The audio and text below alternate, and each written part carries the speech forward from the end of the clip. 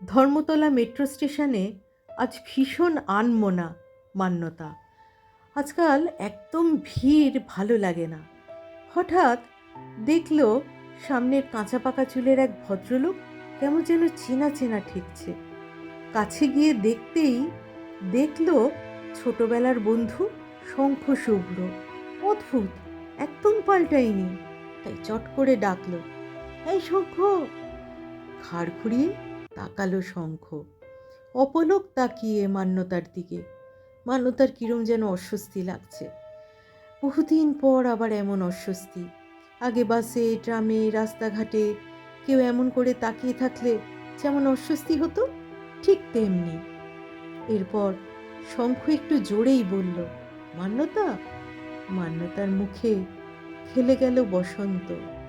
এরপর আরও খানিক তাকিয়ে দেখে শঙ্খ বলল, সেই 40 বছর আগেকার টোলটা তো ঠিকই আছে, কিন্তু কপালে বলি রেখা, সিথিতে কাঁচা পাকা উড়ছে পুরো খইয়ের মতো।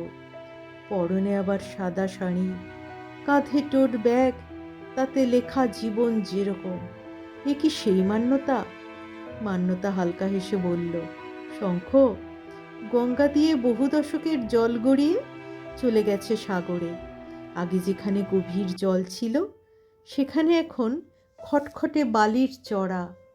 শঙ্খ বলল, তুই এখন কোথায় আছিস? মান্যতা, কেন? সেই হাওড়ার মফস্বল স্কুলে। আর বাড়ি শোভাবাজারের জমিদার বাড়ি। শঙ্খ, তুই খুব পাল্টে গেছিস। কোথাও বসবি? চা খাবি? তারা আছে নাকি? মান্যতা, না রে, চল, কাছেই একটা চায়ওয়ালা আছে।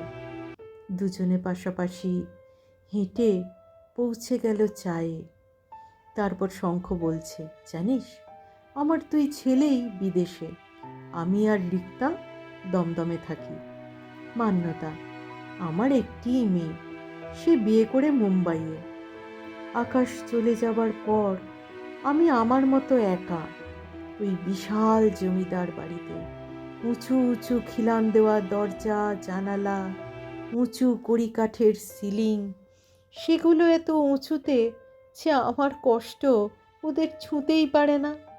তাই রং বেরঙের রঙিন কাঁচের সার্সি নিয়ে বিরাট ইউরোপিয়ান থামওয়ালা বাড়িটা বহাল তবিয়তে দাঁড়িয়ে, খানিকটা হেরিটেজ তকমা নিয়ে, আমার কথা কখনো ভেবেও দেখে না।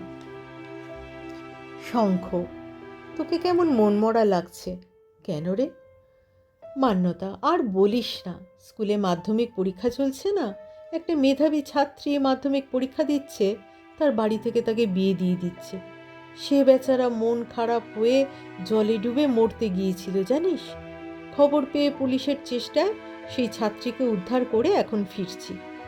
আর বলিস না, এখন অনেক বেশি সুযোগ সুবিধা, নানান রকম চাকরি বাকরি, বিভিন্ন ধরনের জীবন বাঁচা, কিন্তু গরিব গ্রাম বাংলার চিত্রটা একদম পাল্টায়নি।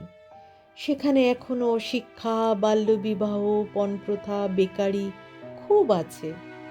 তাই আজ খুব ডাউন রে। ভালো হলো তোর সঙ্গে দেখা হলো, আর খানিকটা কষ্ট শেয়ার করে ফেললাম। বাড়িতে তো আমরা, মানে আমি আর আমার বৃদ্ধা শাশুড়ি মা, কাজের মাসি রত্না, এছাড়া আর কেউ নেই। গল্প করতে করতে প্রায় 7টা বেজে গেল। মান্যতা বলল, চল চল এবার ফিরি। আবার ওরা হাঁটতে হাঁটতে মেট্রো স্টেশন, কিন্তু আগের মতো সুরে সুরে মিলে গেল না। বারবার সুর কেটে যাচ্ছিল, ছন্দপতন ঘটছিল। কেউ এগিয়ে যাচ্ছিল, কেউ ক্লান্তিতে পিছিয়ে পড়ছিল বারবার, কিন্তু কেউই আর পুরনো কথা তোলেনি।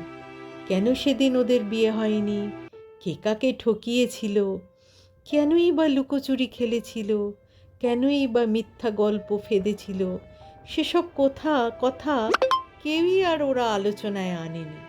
কারণ ওরা এখন খুব জানে জীবন যেরকম, জীবনের ওপর কারোর কোনো হাত নেই। জীবন যাকে যে খাতে বইতে দেবে তাকে সেখানেই বইতে হবে, সইতে হবে আজীবন।